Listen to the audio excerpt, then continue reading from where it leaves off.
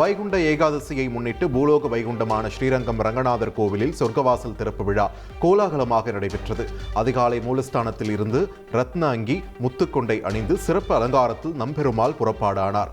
அதிகாலை 5:15 மணியளவில் கூடியிருந்த ஆயிரக்கணக்கான பக்தர்களின் கோவிந்தா கோஷம் முழங்க சொர்க்கவாசல் எனப்படும் பரமபத வாசல் திறக்கப்பட்டது.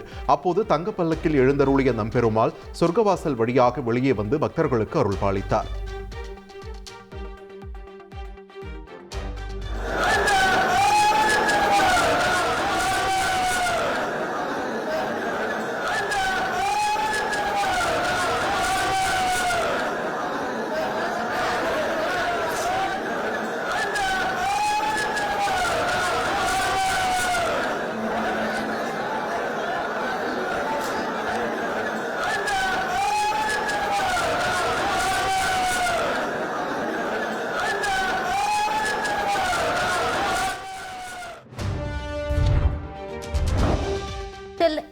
சென்னை திருவல்லிக்கேணி பார்த்தசாரதி கோயிலில் சொர்க்கவாசல் திறப்பு வைபவம் நடைபெற்றது. 108 திவ்ய தேசங்களில் ஒன்றான பார்த்தசாரதி கோயிலில் அதிகாலை 4:30 மணிக்கு சொர்க்கவாசல் திறக்கப்பட்டது. ஏகாதசி விரதமிருந்து கண்விழித்து காத்திருந்த பக்தர்கள் கோவிந்தா கோவிந்தா என்ற முழக்கத்துடன் பெருமாளை கண்குளிர கண்டு பரவசமடைந்தனர். திருவல்லிக்கேணி பார்த்தசாரதி கோயிலில் இன்றும் நாளையும் சொர்க்கவாசல் திறந்திருக்கும்.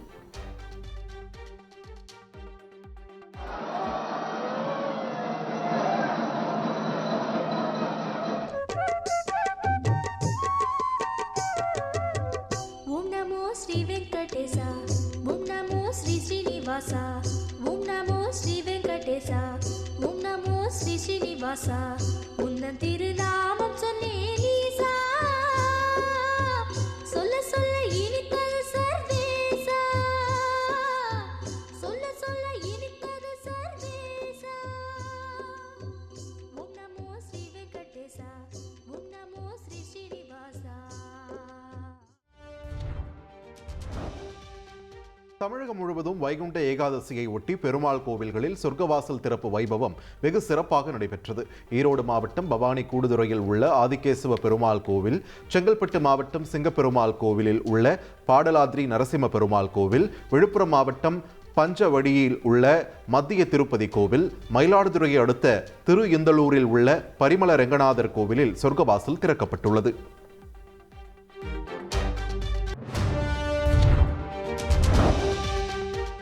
பொங்கல் பண்டிகையொட்டி மேலும் சில சிறப்பு ரயில்கள் இயக்கப்படும் நிலையில் அதற்கான முன்பதிவு தொடங்கியது. இதுவரை 8க்கும் மேற்பட்ட சிறப்பு ரயில்கள் அறிவிக்கப்பட்ட நிலையில் நாளை இரவு 11:45 மணிக்கு சென்னை எழும்பூரிலிருந்து நெல்லைக்கு சிறப்பு ரயில் இயக்கப்படுகிறது. இந்த ரயில் விழுப்புரம், கும்பகோணம், திருச்சி மார்க்கத்தில் இயக்கப்பட உள்ளது. இதேபோல தாம்பரம், நாகர்கோயில் இடையேயான பண்டிகை கால சிறப்பு ரயில் நாளை இரவு 11:35 மணிக்கு புறப்பட்டு காலை 9:20 மணி அளவில் நாகர்கோவில் சென்றடைய உள்ளது. சென்ட்ரல் ரயில் நிலையத்திலிருந்து மதுரைக்கு நாளை மாலை 3 மணிக்கும், சென்னை எழும்பூரிலிருந்து மதுரைக்கு நாளை காலை 10:45 மணிக்கும் சிறப்பு ரயில்கள் இயக்கப்பட உள்ளன. பொங்கல் பண்டிகைக்கு நிர்ணயிக்கப்பட்ட கட்டணத்தை விட கூடுதல் கட்டணம் வசூலிக்கப்பட்டதால் புகார் அளிக்குமாறு ஆம்னி பேருந்து உரிமையாளர்கள் சங்கம் கேட்டுக்கொண்டுள்ளது. டிக்கெட் விவரத்தை சங்க இணையதளத்தில் வெளியிட்டுள்ளதாகவும், கூடுதல் கட்டணம் வசூலித்தால் 9043379664 என்ற எண்ணில் புகார் அளிக்கலாம் என்றும் தெரிவிக்கப்பட்டுள்ளது. ஆம்னி சங்க இணையதளத்தில் சென்னையில் இருந்து திருச்சிக்கு 1320 ரூபாய் முதல் 1900 ரூபாய் வரையும், மதுரைக்கு 1690 ரூபாய் முதல் 2550 ரூபாய் வரையும் கட்டணம் நிர்ணயம் செய்யப்பட்டுள்ளது.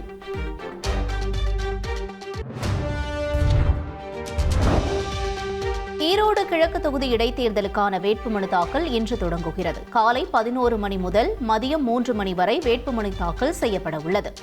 இன்று முதல் வருகிற 17ஆம் தேதி வரை வேட்புமனு தாக்கல் செய்ய கால அவகாசம் உள்ளது. வேட்பாளர்கள் விருப்ப மனு சரிபார்க்க வசதியாக டேபிள் மற்றும் காவல்துறை தேர்தல் பணியாளர்கள் பணியாற்ற ஷாமியானா பந்தல், விருப்ப மனுக்கள் போன்ற அனைத்து பணிகளும் தயார் நிலையில் உள்ளன.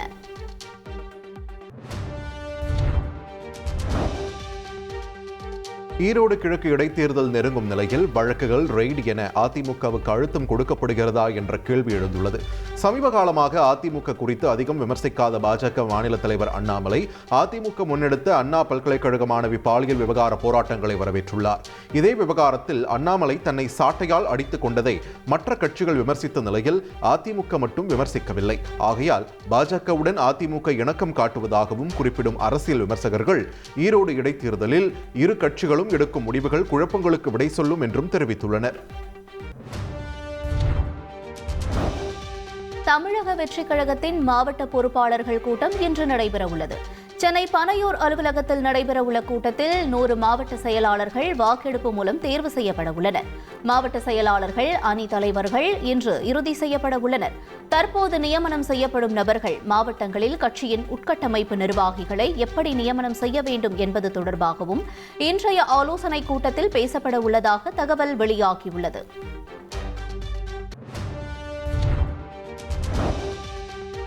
பெரியார் கடுமையாக விமர்சிக்கப்பட்டு வரும் நிலையில் தமிழக வெற்றிக் கழகம் வேடிக்கை பார்த்துக் கொண்டிருப்பதாக இயக்குனர் அமீர் விமர்சித்துள்ளார். தனது எக்ஸ் தள பதிவிட்டுள்ள அவர், இதுவல்லவோ மாற்றத்திற்கான அரசியல் என்று பதிவிட்டுள்ளார். மேலும் பெரியார் குறித்து சீமான் பேசிய கருத்துகள் திராவிடர் கழகத்தினர் மத்தியில் ஆத்திரத்தை ஏற்படுத்தி உள்ளதாகவும் சீமானுக்கு எதிராக பல்வேறு கட்சிகளும் போராட்டத்தில் ஈடுபட்டுள்ளதாகவும் அமீர் குறிப்பிட்டுள்ளார். பெரியார் குறித்து சர்ச்சை கருத்து தெரிவித்த சீமான் மீது ஒரே நாளில் திமுக உள்ளிட்ட 4 கட்சிகள் சென்னை காவல் ஆணையர் அலுவலகத்தில் புகார் அளித்தனர்.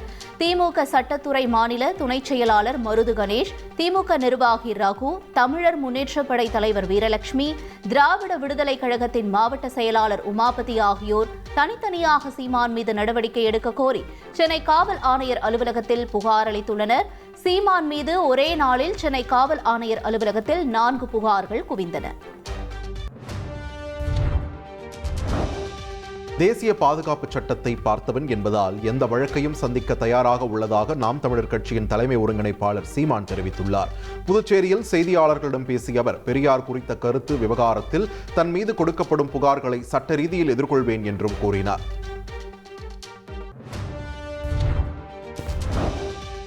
பெரியார் குறித்து சர்ச்சைக்குரிய வகையில் பேசிய நாம் தமிழர் ஒருங்கிணைப்பாளர் சீமானுக்கு திமுக பொதுச் செயலாளரும் அமைச்சருமான துரைமுருகன் கண்டனம் தெரிவித்துள்ளார்.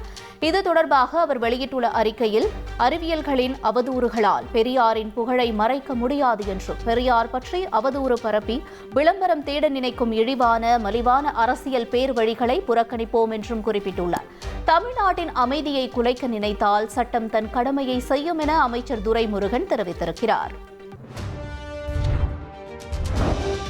வேலூரில் தென்மண்டல அளவிலான பல்கலைக்கழகங்களின் துணைவேந்தர்கள் மாநாடு இன்று தொடங்குகிறது. தனியார் பல்கலைக்கழகத்தில் நடைபெறும் இந்த 2 நாள் மாநாட்டை ஆளுநர் RN ரவி தொடங்கி வைத்து உரையாற்ற உள்ளார். மாநாட்டில் தமிழ்நாடு, ஆந்திரா, கேரளா, கர்நாடகா உள்ளிட்ட மாநிலங்களில் உள்ள அரசு, தனியார் மற்றும் நிகர்நிலை பல்கலைக்கழகங்களின் துணைவேந்தர்கள் பங்கேற்க உள்ளனர். இதில் உலகளாவிய உயர்கல்வி நிலை, இந்தியாவின் உயர்கல்வி நிலை உள்ளிட்ட பல்வேறு தலைப்புகளில் விவாதங்கள், ஆய்வுகள் நடைபெற உள்ளன. தமிழ்நாட்டில் 28 மாவட்டங்களின் உள்ளாட்சி அமைப்புகளுக்கு தனி அதிகாரிகளை நியமிப்பது தொடர்பான சட்ட மசோதா தமிழக சட்டப்பேரவையில் இன்று தாக்கல் செய்யப்பட உள்ளது. ஊரக வளர்ச்சித்துறை அமைச்சர் ஐ. பெரியசாமி இந்த மசோதாவை தாக்கல் செய்ய உள்ளார். இந்த 28 மாவட்டங்களில் மாநகராட்சி, நகராட்சி மற்றும் பேரூராட்சிகளை விரிவுபடுத்துவதற்கான திட்டங்களும் மறுசீரமைப்பு பணிகளும் இருப்பதால் அதுவரை 28 மாவட்ட ஊராட்சி மன்றங்களுக்கு தேர்தல் நடத்தப்பட வாய்ப்புகள் இல்லை. எனவே 6 மாத காலத்திற்கு அந்த மாவட்டங்களில் ஊராட்சி மன்றங்களை நிர்வகிக்க தனி அதிகாரிகளை நியமிப்பதற்கான மசோதா தாக்கல் செய்யப்பட உள்ளது. சென்னை மாமன்ற கூட்டத்தில் உறுப்பினர்களை தாக்கியது, கொலை மிரட்டல் விடுத்ததாக அமைச்சர் மா. சுப்பிரமணியன் உள்ளிட்டோருக்கு எதிரான வழக்கில் சென்னை சிறப்பு நீதிமன்றம் இன்று தீர்ப்பளிக்கிறது. கடந்த 2002ஆம் ஆண்டு கண்ணப்பன் திடல் மீன் அங்காடி டெண்டர் தொடர்பாக சென்னை மாமன்ற கூட்டத்தில் பிரச்சனை ஏற்பட்டது. இது தொடர்பாக அதிமுக அளித்த புகாரின் அடிப்படையில் பெரியமேடு காவல் நிலையத்தில் அமைச்சர் மா. சுப்பிரமணியன் உட்பட 7 பேர் மீது வழக்கு பதிவு செய்யப்பட்டது. இந்த விவகாரத்தில் அனைத்து தரப்பு வாதங்களும் நிறைவடைந்த நிலையில் வழக்கின் தீர்ப்பை நீதிபதி ஜெயவேல் இன்று வழங்குகிறார்.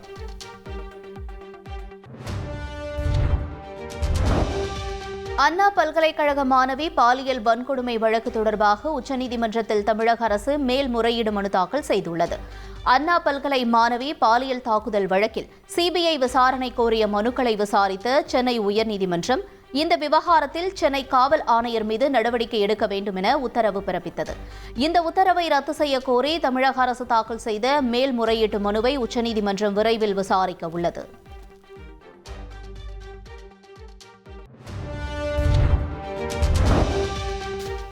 வசதி படைத்த பட்டியலின பழங்குடியின சமூகத்தினரின் இரண்டாவது தலைமுறைக்கு இடஒதுக்கீடு அளிப்பதா வேண்டாமா என்பதை மத்திய மாநில அரசுகளும் நாடாளுமன்றமும் சட்டமன்றமும் முடிவு செய்யும் என்று உச்சநீதிமன்றம் கருத்து தெரிவித்துள்ளது. போபாலைச் சேர்ந்த சந்தோஷ் மாளவியா என்பவர் தாக்கல் செய்த மனுவை விசாரித்த உச்சநீதிமன்றம் மனுவை திரும்பப் பெற அனுமதி அளித்து வழக்கை முடித்து வைத்தது.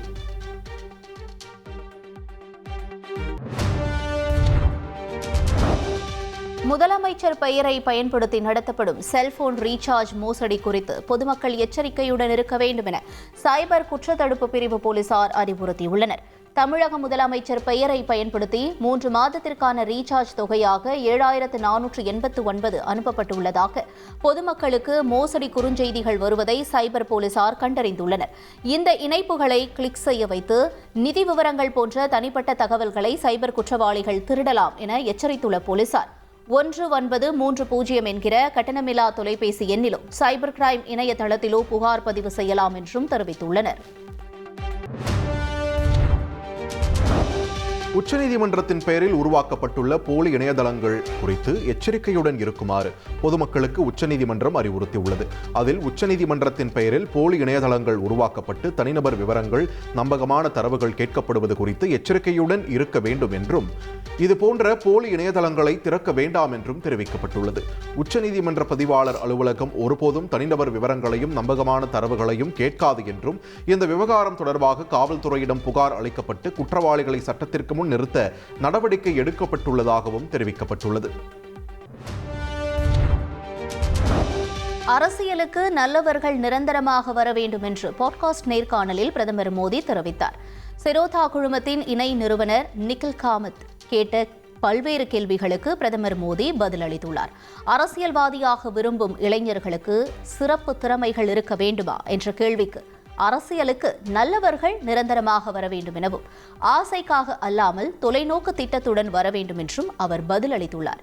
உலகம் முழுவதும் பல்வேறு பகுதிகளில் போர் நடைபெற்று வரும் நிலையில் அது குறித்து நாம் கவலை கொள்ள வேண்டுமா என்ற கேள்விக்கு போர் என்ற இடர்பாடு தொடங்கியதும் இந்தியா நடுநிலை வகிக்கவில்லை என்றும் மாறாக அமைதியின் பக்கம் நிற்கிறது என்பதை தொடக்க முதலே கூறி வருகிறது என்றும் அவர் பதிலளித்தார்.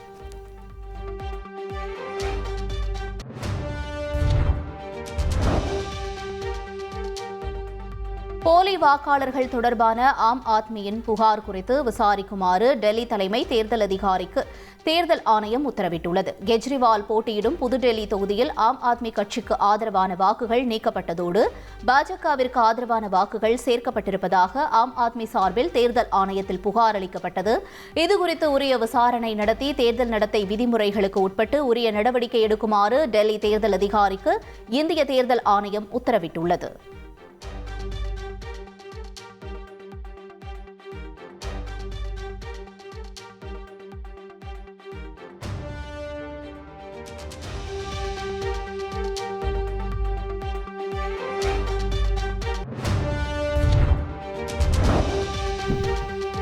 சிறப்பு திருமண சட்டத்தின் கீழ் தன் பாலின திருமணத்திற்கு அங்கீகாரம் அளிக்க மறுத்த தீர்ப்பை மறு ஆய்வு செய்ய கோரிய மனுக்களை உச்சநீதிமன்றம் தள்ளுபடி செய்தது.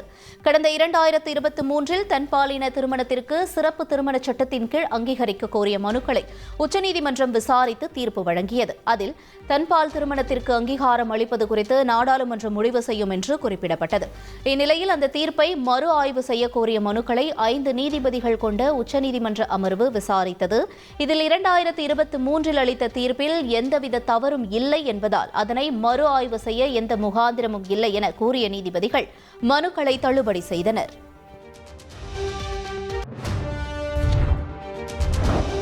உத்தரப்பிரதேச மாநிலம் மீரட்டில் ஒரே குடும்பத்தைச் சேர்ந்த 5 பேர் படுகொலை செய்யப்பட்ட சம்பவம் அதிர்ச்சியை ஏற்படுத்தியுள்ளது. கொலை செய்யப்பட்ட மொஹின், அவரது மனைவி அஸ்மா மற்றும் மகள்கள் 3 பேர் மீரட்டில் உள்ள சொஹேல் கார்டனில் வசித்து வந்தனர். இந்நிலையில் மொஹினும் அவருடைய மனைவியும் ஒரு தாளில் சுற்றப்பட்ட நிலையிலும் 3 மகள்கள் படுக்கை பெட்டிகளிலும் சடலமாக கிடந்தனர். வீடு வெளியில் இருந்து பூட்டப்பட்டிருந்ததால் உறவினர்களால் ஒரு நாள் முழுவதும் அவர்களை அணுக முடியவில்லை. இந்த சம்பவம் தொடர்பாக காவல்துறை மற்றும் தடயவியல் துறையினர் சம்பவ இடத்தில் விசாரணை நடத்தி வருகின்றனர்.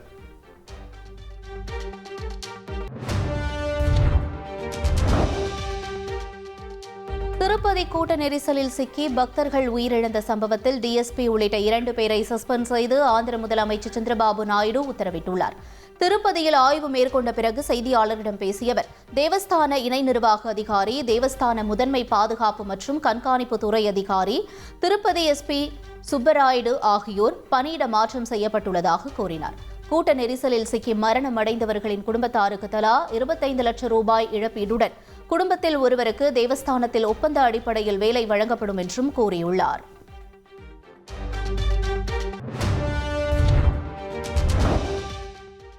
ஸ்பேடெக்ஸ் திட்டத்தின் கீழ் 2 செயற்கைக்கோள்களை ஒருங்கிணைக்கும் பணிகள் வெள்ளியன்று முதற்கட்டத்தை எட்டும் என்று இஸ்ரோ அறிவித்துள்ளது. விண்கலங்களின் அதீத சுழற்சி கட்டுப்படுத்தப்பட்டிருப்பதாகவும் சுழற்சி மெதுவாக குறைக்கப்பட்டு வருவதாகவும் இஸ்ரோ கூறியுள்ளது. ஏற்கனவே 7 மற்றும் 9ஆம் தேதிகளில் மிஷன் டாக்கிங் மேற்கொள்ளப்படும் என்று அறிவிக்கப்பட்ட நிலையில் 2 ஒத்திவைப்புகளுக்கு இந்த அறிவிப்பை இஸ்ரோ வெளியிட்டுள்ளது.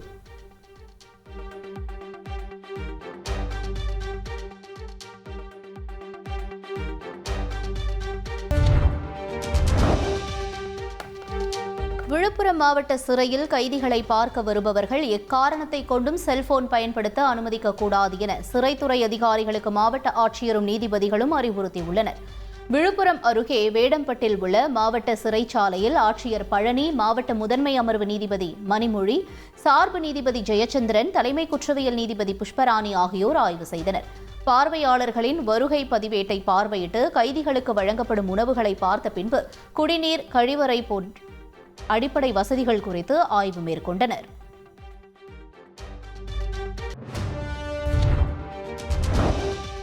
கோவையில் பீஃப் பிரியாணி விற்பனை செய்யக்கூடாது என மிரட்டல் விடுத்ததாக பாஜக நிர்வாகி மீது வழக்கு பதிவு செய்யப்பட்டுள்ளது. கோவை உடையம்பாளையத்தில் தள்ளுவண்டி கடையில் பீஃப் பிரியாணி விற்பனை செய்த தம்பதியுடன் சுப்பிரமணி என்ற பாஜக நிர்வாகி வாக்குவாதத்தில் ஈடுபட்ட காட்சிகள் சமூக வலைதளத்தில் வெளியாகின. இந்நிலையில் சம்பந்தப்பட்ட தம்பதியும் முஸ்லிம் முன்னேற்றக் கழகம், SDPI உள்ளிட்ட கட்சியினரும் கோவை மாநகர காவல் ஆணையர் அலுவலகத்தில் புகார் அளித்தனர். இதையடுத்து சம்பந்தப்பட்ட பாஜக நிர்வாகி மீது 4 பிரிவுகளின் கீழ் போலீசார் வழக்கு பதிவு செய்தனர். கோவையில் பீஃப் பிரியாணி விவகாரத்தில் தொடர்புடைய பாஜக நிர்வாகியின் வீட்டிற்குள் புகுந்து 2 பேர் பொருட்களை சேதப்படுத்தியதாக அவரது தாயார் புகார் தெரிவித்துள்ளார்.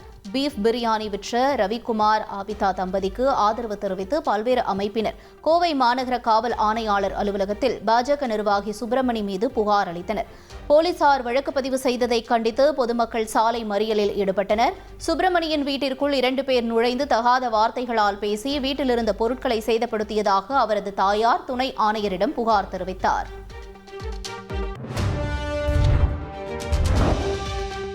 மதுபான நிறுவனத்திற்கு உதவ லஞ்சம் பெற்றதாக காங்கிரஸ் MP கார்த்தி சிதம்பரத்திற்கு எதிராக புதிய ஊழல் வழக்கை CBI பதிவு செய்துள்ளது. டியாஜியோ ஸ்காட்லாந்து என்ற மதுபானம் தயாரிக்கும் நிறுவனம் அதன் தயாரிப்பான ஜானி வாக்கர் விஸ்கியை தீர்வை இல்லாமல் இறக்குமதி செய்து இந்தியாவில் விற்பனை செய்ததற்கு இந்திய சுற்றுலா வளர்ச்சி நிறுவனம் கடந்த 2005ஆம் ஆண்டு தடை விதித்தது. இதனை நீக்க உதவுமாறு கார்த்தி சிதம்பரத்தை மதுபான நிறுவனம் நாடியதாக கூறப்படுகிறது. இதற்காக கார்த்தி சிதம்பரம் தனது நெருங்கிய நண்பர் பாஸ்கரராமனுக்கு சொந்தமான அட்வான்டேஜ் ஸ்ட்ராட்டஜிக் நிறுவனம் மூலம் $15,000 ஆலோசனை கட்டணம் என்ற பெயரில் மதுபான நிறுவனத்திடமிருந்து பெற்றதாக கூறப்படுகிறது. இந்நிலையில் CBI முதல் தகவல் அறிக்கை பதிவு செய்து புலன் விசாரணையை தொடங்கியுள்ளதாக CBI வட்டாரங்கள் தெரிவிக்கின்றன.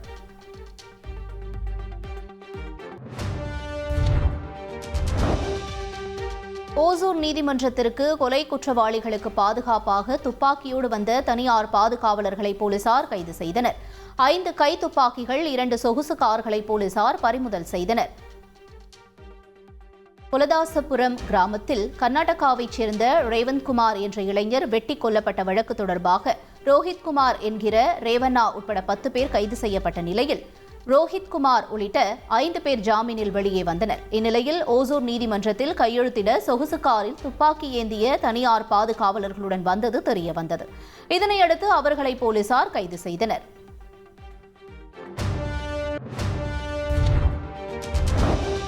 திருப்பத்தூர் மாவட்டம் நாற்றம்பள்ளி அருகே உதவித்தொகை வழங்குவதற்கு முதியவர்களிடம் தலா 50 ரூபாய் பிடித்தம் செய்யப்படுவதாக புகார் எழுந்துள்ளது.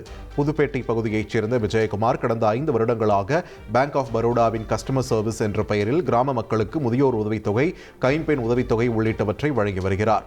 இந்த சூழலில் ஓய்வூதியம் வழங்கும் போது 1000 ரூபாய்க்கு 50 ரூபாய் என்று பிடித்தம் செய்து வழங்குவதாக புகார் அளித்துள்ள பொதுமக்கள் மாவட்ட நிர்வாகம் நடவடிக்கை எடுக்க வேண்டும் என்று கோரிக்கை வைத்துள்ளனர்.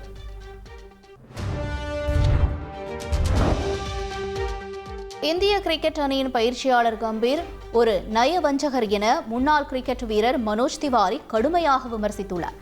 IPL தொடரில் பணியாற்றிய மோர்னே மோர்கல், அபிஷேக் நாயர் என தனக்கு வசதியானவர்களை இந்திய அணியின் குழுவில் இணைத்துக் கொண்டு கம்பீர் சொகுசாக இருப்பதாக தெரிவித்திருக்கிறார். மேலும் நயவஞ்சகக்காரரான கம்பீர் எப்போதும் தான் சொல்வதை செய்யவே மாட்டார் என்றும் மனோஜ் திவாரி தெரிவித்திருக்கிறார். தொடர்ந்து IPL தொடரில் கொல்கத்தா கோப்பை வெல்வதற்கு காலேஜ், சுனில் நரைன் மற்றும் தான் உட்பட ஏராளமானோர் பங்களித்ததாகவும், ஆனால் அதற்கான பெருமையை மட்டும் கம்பீர் எடுத்துக்கொண்டதாகவும் மனோஜ் திவாரி விமர்சித்துள்ளார்.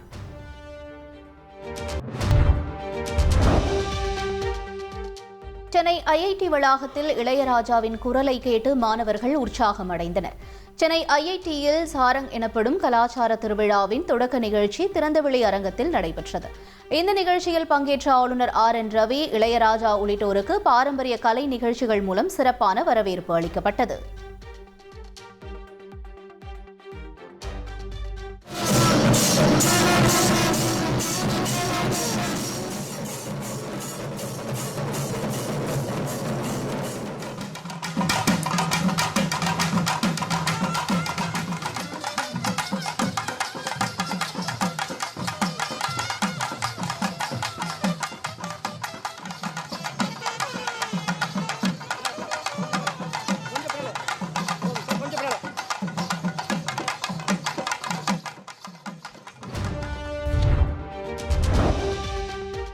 IIT போன்ற உயர்கல்வி நிறுவனங்கள் அறிவார்ந்த மாணவர்களை உருவாக்கி வருவதால் அறிவியல் மற்றும் தொழில்நுட்பத்தில் இந்தியாவின் பல்வேறு சாதனைகளை நிகழ்த்தி வருவதாக ஆளுநர் RN ரவி தெரிவித்தார். IIT கலாச்சார விழாவில் பேசிய அவர், சுதந்திரத்திற்காக லட்சக்கணக்கானோர் தன்னுயிரை இழந்த நிலையில் தற்போது பல்வேறு துறைகளில் தலைமை பொறுப்பை ஏற்கும் அளவிற்கு நாடு துடிப்பாக முன்னேறி உள்ளதாக குறிப்பிட்டார்.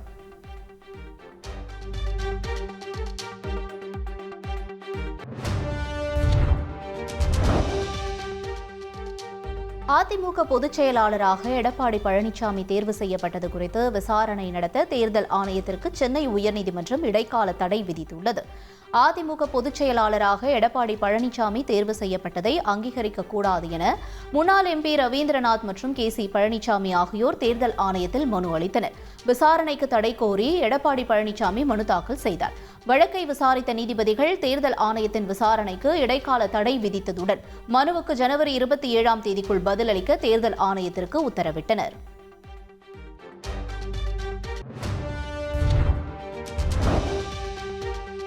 தாம்பரம் மாநகராட்சி பகுதியில் சாலையில் சுற்றித் திரியும் மாடுகளை பிடிக்கும் பணியில் மாநகராட்சி ஊழியர்கள் ஈடுபட்டுள்ளனர். கிழக்கு தாம்பரம் பகுதியில் மாடுகள் முட்டியதில் 15ற்கும் மேற்பட்டவர்கள் காயமடைந்த நிலையில் தாம்பரம் மாநகராட்சி பகுதியில் 5 மண்டலங்களிலும் மாடுகளை பிடிக்கும் பணி தீவிரமாக நடைபெற்று வருகிறது.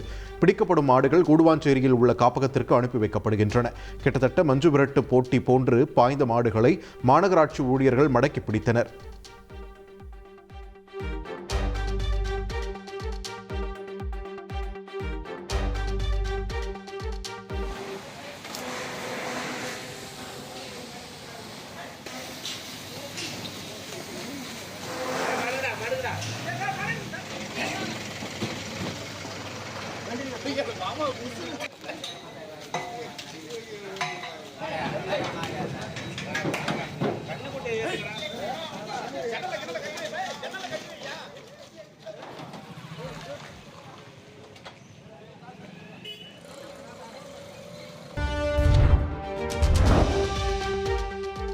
இங்கிலாந்து நாட்டின் பக்ஸ்டன் நகரில் கடுமையான பனிப்பொழிவு நிலவி வருகிறது. பனிப்பொழிவு மற்றும் உறைய வைக்கும் குளிரால் இயல்பு வாழ்க்கை பாதிக்கப்பட்டுள்ள நிலையில் மக்கள் வெளியே செல்ல முடியாமல் வீடுகளுக்குள் முடங்கியிருக்கும் நிலை ஏற்பட்டுள்ளது.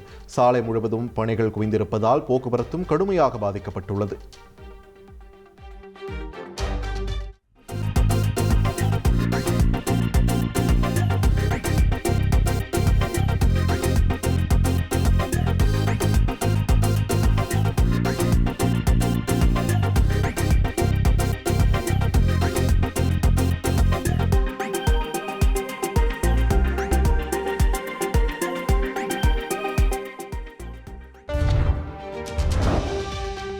அரசுக்கு நிதி நெருக்கடி ஏற்பட்டுள்ளதால் பொங்கல் பண்டிகைக்கு 1000 ரூபாய் வழங்க முடியாத நிலை ஏற்பட்டுள்ளதாக நிதியமைச்சர் தங்கம் தென்னரசு தெரிவித்துள்ளார்.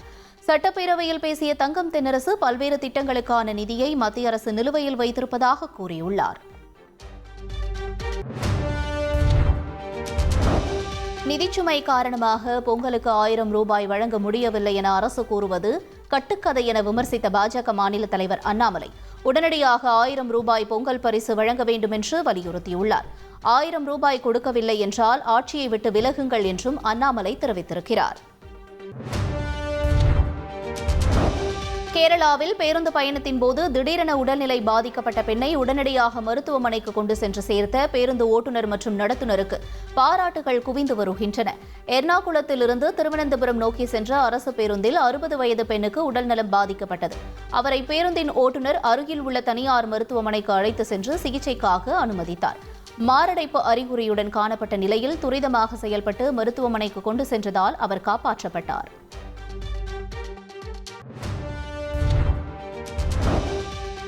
திருவண்ணாமலை மாவட்டம் போலூர் அருகே 10ஆம் வகுப்பு மாணவியிடம் பாலியல் சீண்டலில் ஈடுபட்டதாக அரசு பள்ளி ஆசிரியர் கைது செய்யப்பட்டார். போலூரை அடுத்த காரப்பட்டில் உள்ள அரசு மேல்நிலைப் பள்ளியில் ஆங்கில ஆசிரியரான ஷேரன் மாணவியிடம் பாலியல் சீண்டலில் ஈடுபட்டதாக மாணவியின் பெற்றோர் போலூர் அனைத்து மகளிர் காவல் நிலையத்தில் புகார் கொடுத்தனர். விசாரணை மேற்கொண்ட காவல்துறையினர் ஆங்கில ஆசிரியர் ஷேரனை போக்சோ வழக்கில் கைது செய்து வேலூர் மத்திய சிறையில் அடைத்தனர்.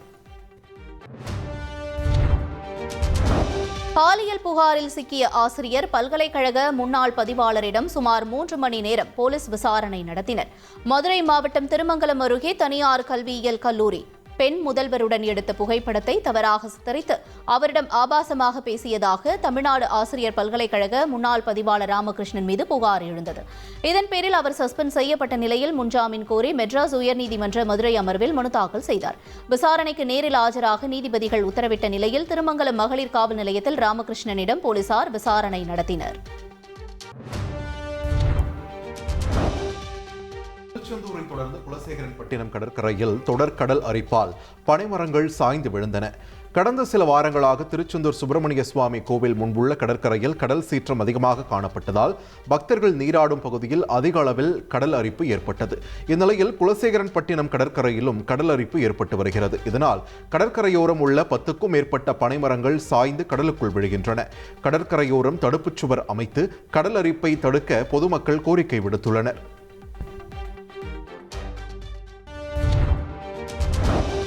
காஞ்சிபுரம் அஷ்டபுஜ பெருமாள் கோயிலில் சொர்க்கவாசல் திறப்பு உற்சவம் சிறப்பாக நடைபெற்றது. 44வது திவ்ய தேசமாக விளங்கும் அஷ்டபுஜ பெருமாளுக்கு சிறப்பு அபிஷேக ஆராதனைகள் செய்யப்பட்டது. தொடர்ந்து பாண்டியன் கொண்டை அணிந்து சிறப்பு அலங்காரத்தில் மலர்களால் அலங்கரிக்கப்பட்ட சொர்க்கவாசல் வழியாக வந்து ஸ்ரீதேவி பூதேவியுடன் ஸ்ரீ அஷ்டபுஜ பெருமாள் பக்தர்களுக்கு காட்சியளித்தார். அப்போது திரண்டிருந்த ஆயிரக்கணக்கான பக்தர்கள் கோவிந்தா கோவிந்தா என முழக்கம் எழுப்பியபடி பெருமாளை கண்குளிர தரிசித்தனர்.